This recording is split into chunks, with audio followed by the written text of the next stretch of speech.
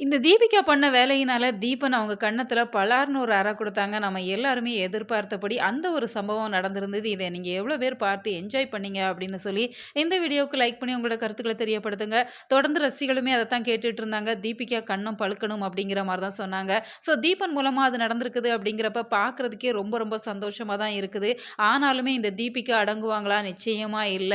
தேவையில்லாத வேலைகள்லாம் பண்ணிட்டே தான் இருக்கிறாங்க. இப்போ மல்லி, தீபன் 2 பேரையுமே சேர்த்து வச்சு பேசிட்டு இருக்கிறாங்க.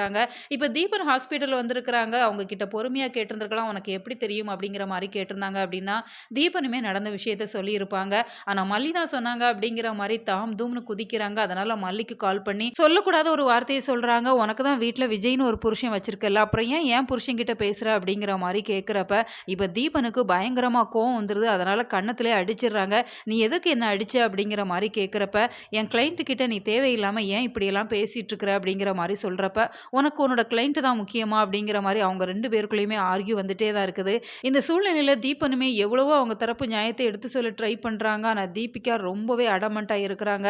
அண்ட் ஃபைனலா அவங்க மாமா தான் சொன்னாங்க அப்படிங்கவுமே இப்ப தீபிகாவால எதுவுமே பேச முடியல. அவங்க மாமாவுமே அத சொல்றாங்க. "நான் தான் தீபனுக்கு கால் பண்ணி சொன்னேன். நீ ஏம்மா இப்படியெல்லாம் நடந்துக்கிற?" அப்படிங்கிற மாரி கேட்குறாங்க. "இன்னும் ஒரே வாரம் தான். அப்புறம் பாரு நான் ஸ்டேஷன் போயிட்டேன் அப்படின்னு சொன்னா மல்லிய நிரந்தரமா உள்ள தள்ளிருவேன்." அப்படிங்கிற மாரி சொல்றாங்க.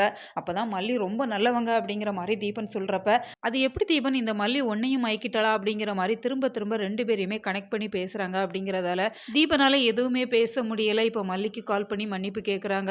மல்லியுமே எதார்த்தத்த புரிஞ்சுக்கிறாங்க. எனது இந்த தீபிகா எப்போதுமே இப்படிதான் நடந்துப்பாங்க. இதெல்லாம் ஒரு பெரிய விஷயம் இல்ல. நான் அத அப்பவே விட்டுட்டேன் சார். நீங்க குழந்தைய பாருங்க அப்படிங்கிற மாரி மல்லி ரொம்பவே பெருந்தன்மையா பேசுறாங்க. இதுக்கப்புறம் தான் தீபனோட மனசு அப்படிங்கிறது ரொம்பவே அமைதியாகுது அப்படின்னு தான் சொல்லணும்.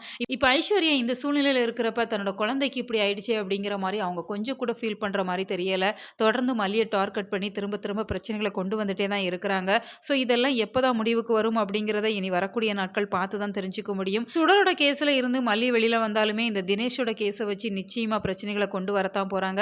ஸோ வெயிட் பண்ணி பார்க்கலாம். உங்களோட கருத்துக்கள கமெண்ட் பாக்ஸ்ல சொல்லுங்க. மேலும் இது போன்ற வீடியோக்களுக்கு நம்ம சேனல சப்ஸ்கிரைப் பண்ணுங்க.